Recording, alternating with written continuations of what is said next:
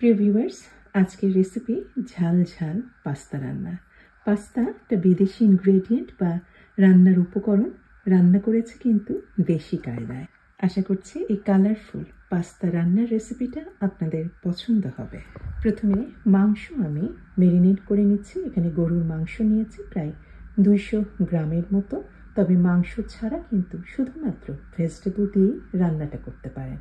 আবার গরুর মাংসের বদলে আপনারা কিন্তু মুরগির মাংস ব্যবহার করতে পারেন। আর মাছ দিয়ে যদি রান্না করতে চান তাহলে ব্যবহার করতে পারেন চিংড়ি মাছ।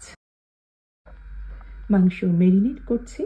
দিয়েছি 2 টেবিল চামচ পরিমাণ লাইট সয়া সস, 1 টেবিল চামচ দিয়েছি সাদা ভিনেগার বা সিরকা। এটা দিয়েছি মেনলি মাংস তাড়াতাড়ি সেদ্ধ হওয়ার জন্য।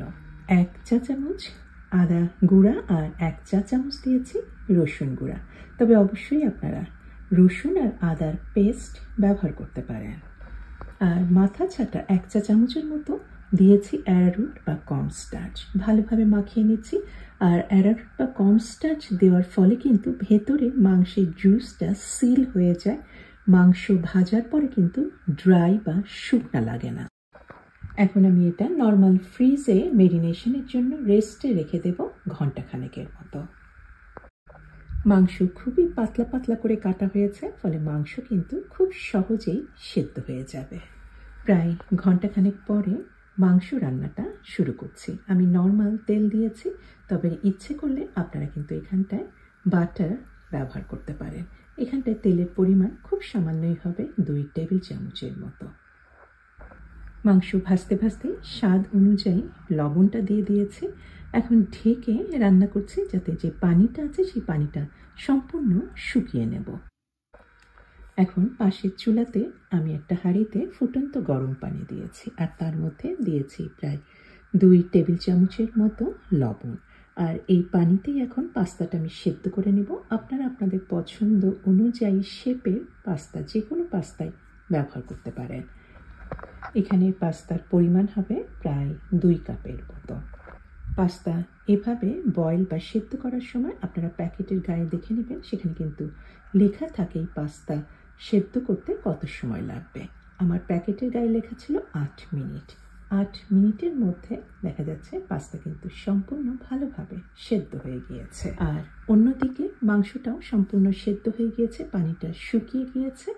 আর এর মধ্যে দিলাম এখন কিছু 1 টেবিল চামচের মতো গ্রেট করা রসুন কুচি। এটাতে কিন্তু খুব স্বাদটা ভালো হয়।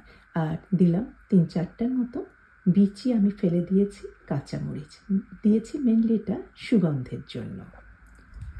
আর পাস্তা রান্নায় কিছু ব্যবহার করছি সবজি। এটা হচ্ছে মাশরুম, এটা শুকনা মাশরুম। এটা আমি গরম পানিতে 5-10 মিনিটের মতো ভিজিয়ে রেখেছিলাম। এখন এটা একদমই ফুলে উঠেছে। এটা অনেকটা রাবারের মতো। এটা এই ধরনের মাশরুমটা বা শুকনো অবস্থা আপনারা হয়তো বাংলাদেশে পেয়ে যেতে পারেন, না পেলে কোনো অসুবিধা নেই। আপনারা টিনের যে মাশরুম আছে সেটাও ব্যবহার করতে পারেন। রান্না করা মাংসের মধ্যে মাশরুমটা দিয়ে দিয়েছি। আর এখন এটা দিয়ে দিলাম সিজনিং মশলা। এটা দিবেন, দেখবেন যে পাস্তা রান্নার স্বাদটা বেড়ে গেছে। আর নাড়তে নাড়তে এখন দিয়ে দিলাম সেদ্ধ করা পানি ঝরানো পাস্তাটা। ক্র্যাশ করে দিয়েছি স্বাদ অনুযায়ী গোলমরিচের গুঁড়া। আর এটা বকচয়, স্টেমের দিকটা, গোড়ার দিকটা সেটা প্রথমে দিয়েছি আর পাতাগুলি পরে দিব, যাতে পাতাগুলি একদম লেশমে না যায়। বকচয় খুবই নরম একটা সবজি। আর এটা নাড়তে নাড়তে কিন্তু মিনিট খানিকের মধ্যেই দেখবেন যে একদম নরম হয়ে গিয়েছে। তবে একেবারে নরম করবেন, একটু কচকচে করবেন। রান্না হয়ে গিয়েছে। এখন দিয়ে দিলাম বকচয়ের পাতাগুলি। এই যে গরম আছে, এই গরমে কিন্তু পাতাটা সেদ্ধ বা কুকড হয়ে যাবে। আর দিয়েছি কিছু লাল টুকটুকে পাপরিকা।